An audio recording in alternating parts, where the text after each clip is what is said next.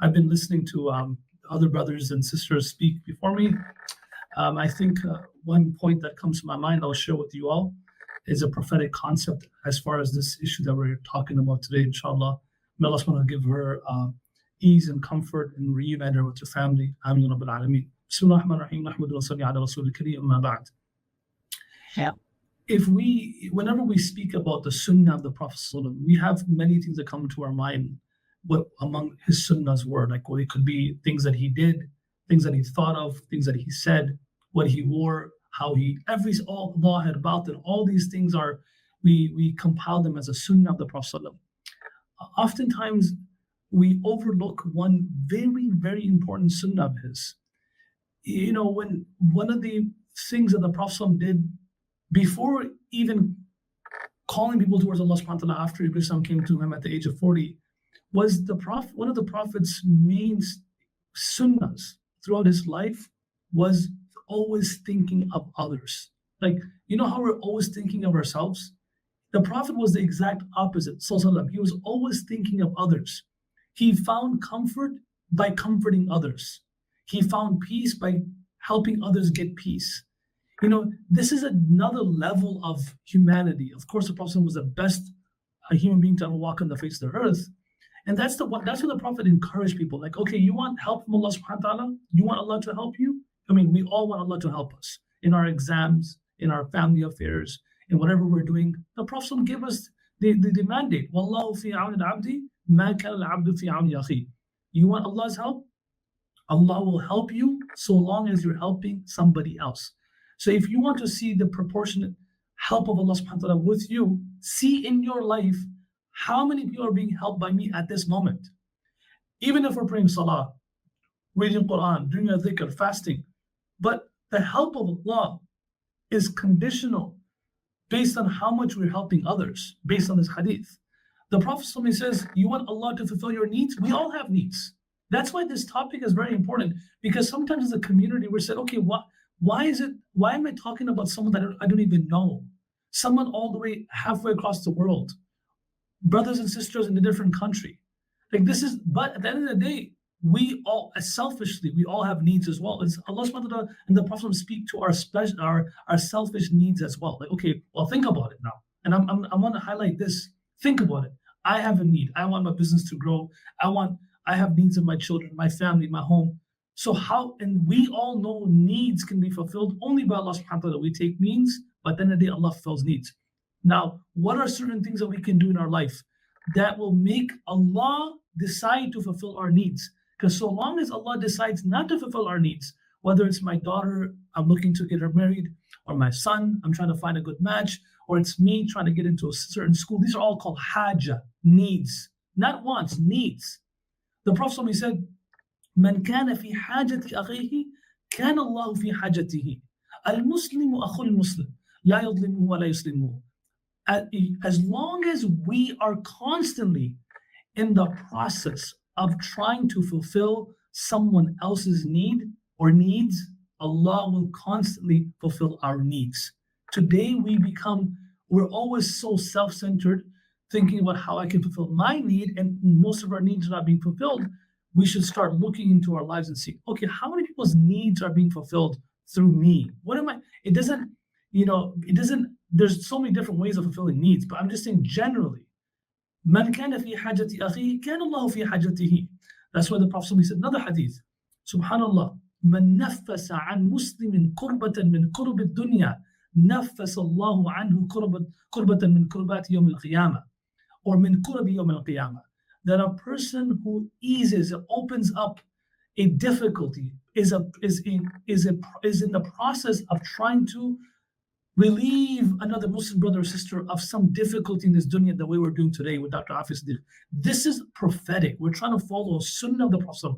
We want this reward. We want Allah's help for ourselves. We want it for our generations.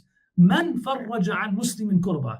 A person who starts to make an effort to remove a Muslim brother or sister that is in need from a difficulty. Allah promises for that person, Allah subhanahu wa ta'ala will relieve that person from the difficulties on the Day of Judgment. The person, وَمَنْ يَسَّرَ عَلَى مُعْسِنٍ يَسَّرَ اللَّهُ عَلَيْهِ فِي الدُّنْيَا وَالْآخِرَةِ, the person who is in the process and the effort of trying to make difficulties easy for somebody else. He's going through a difficulty. You help them, you take care of them, you give them some money, you spend some time with them, you smile at them, you call them. You're just trying to relieve their burden. Allah will make things easy for that person in dunya and akhirah. You see where I'm getting with this?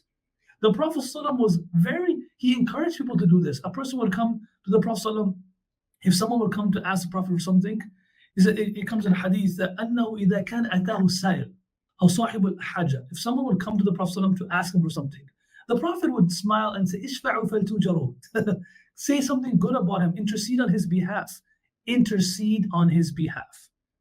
Help him out. Put a good word in. Sign the petition. This is called shafa'ah. Say something. This is prophetic. Why? You'll get reward for it. You're not the one who's ultimately going to decide the fate of somebody, but what you have in your control right now is to put a good word in, to spread the word. So ishfa'u.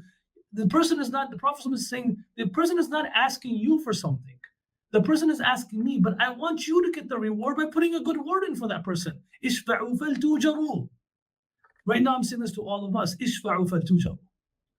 You put a good word in, this is to help someone in need, to remove the difficulty from somebody that we see who has been in jail for so many years, since I think was sentenced in September of 2010 for 86 years. Okay? And a mother of our community going through so much oppression. We want to highlight that those who want to know more about it can learn about it. That's why the Prophet was asked, Ya Rasulullah, ayyun nasi ahabbu ilallah. Who is the most beloved person to Allah subhanahu wa ta'ala? The most beloved person. Who is that person? Is it the one who prays the most salah, the most dhikr, the most umrahs, the most hajj? The Prophet ﷺ, he said, Ahabbu nasi ilallah anfa'uhum linnas. The most beloved individual in the eyes of Allah is the one who is the most beneficial, the most comforting to others. Because there's nothing in this world that Allah loves more than his makhluk, the creation of Allah. Those who are always benefiting others, comforting others, are the ones who are the most beloved to Allah subhanahu wa ta'ala. So that's why, one of the poets in Arabic, he used to say, فُرِضَتْ عَلِيَّ زَكَاةُ مَا مَلَكَتْ يَدِي وَزَكَاةُ جَاهِي أَنْ أُعِينَ وَأَشْفَعَ فَإِذَا مَلَكْتَ فَجُدْ فَإِن لَمْ تَسْتَطِعْ فَاجْهَدْ بِوَسْعِكَ كُلِّهِ أَنْ تَنْفَعَ. He says, I was obligated to pay zakat on what I own. So what you own, you have money, you have to pay zakat on it. And he says, the zakat on my position, like right now we're in a position that we can speak about this. We have these means, we're doing this live, mashallah, we have thousands of people watching.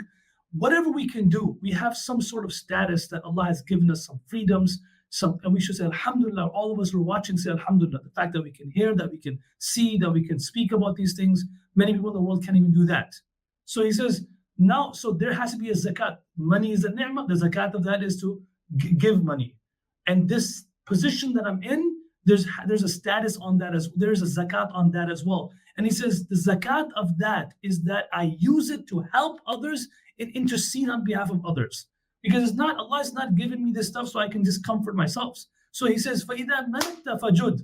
He says, so when you have the power, then strive. Like if you're in control of something, then do whatever is in your control to make something happen for somebody else.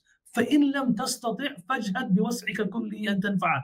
But if it's not in your control, you see, this is in courtrooms and in DC, in these places, then he's saying, then strive with all your might to do whatever is possible to benefit somebody. So this is at the end of the day, this is what the mandate of Sharia is, right? Allama Iqbal, I'll conclude with Allama Iqbal's few lines, and I'll make a concluding remark about this. He used to say that यूं तो सैयद भी हो, मिर्जा भी हो, अफगान भी हो, तुम सभी कुछ हो, बताओ तुम मुसलमान भी हो. So yes, we're all from different backgrounds. Here's someone saying I'm Sayyid or I'm Mirza or I'm from Afghanistan. He's using these as examples, but most likely all of us that are watching, we're from different backgrounds. The sister who reached out to me to make this, to have this Miftah live stream she's not even from the same country. We're from different parts of the world. Iqbal is saying, at the end of the day, what happens is we start gravitating towards our own problems in our own families or our own communities or people that speak the same language. He says, look, we're saying, tum sabhi kuch ho, you're all this. Let me know, are you a Muslim? Then he says a few things. Tum ho aapas mein ghadabnak, wo aapas mein rahim, tum khata kar wa khata been, wo khata posh wa kareem. He says, you all looking at the contrast between us and the glory days of the Sahaba and Salafus Salihin, the pious predecessors, where the world would be afraid to even touch a Muslim sister or brother, like to harm, because they knew that if you try to harm this person, you are waging war against the entire community. So he's saying, well, how did that happen at that time? He says, because you all are you're just so caught up in just finding ways to hate each other. And they were just caught up in trying to figure out more reasons to love each other. He says, you not only make mistakes, but you also magnify and look for other people's mistakes. Khalas, you make mistakes, you do tawbah. But not only do you make mistakes and you do sins, but you're looking to expose other people's sins. While the Sahaba and the pious predecessors were such, when they would see someone doing something wrong, they would hide their mistakes. And they were kareem, meaning they would highlight the smallest goodness in others. They would uplift them. They say, you're such a good person. MashaAllah, look at how you do this. They were kareem. They were very generous and compliment each other. Then he says, خود کشی شیوا تمہارا وہ غیور و خوددار تم اخوت سے گریزان و اخوت بے نثار. And I'll conclude with that. He says they fought for honor, they fought for self-respect, and you lost self-respect. He said you all don't enjoy and respect the bonds of brotherhood and sisterhood, and they were ready to give their lives up to maintain the bonds of brotherhood and sisterhood. So at the end of the day, brothers and sisters, every act of kindness, no matter how small, has the power to change someone's world. Like by choosing to help and comfort others, we end up becoming a light in their darkness, a source of help in their struggles. So let's commit to being people who lift others up, who listen with empathy, who show compassion in action. Because in the end, the greatest impact we can leave behind is not what we achieve for ourselves, but in the lives we touch and in the hearts we heal. So let's create a ripple effect of kindness and help, and that transforms one person to the other person. In this case, we need to do that for Dr. Afia Siddiqui. We need to do it for her, that Allah subhanahu wa ta'ala helps her, removes her from her pain, reunites her with her family. And all those people, we make dua for her, and we make dua for all those people, that sister who called me, that we need to do this, all these people who are doing this work for so many years, they're not losing hope, they're trying hard.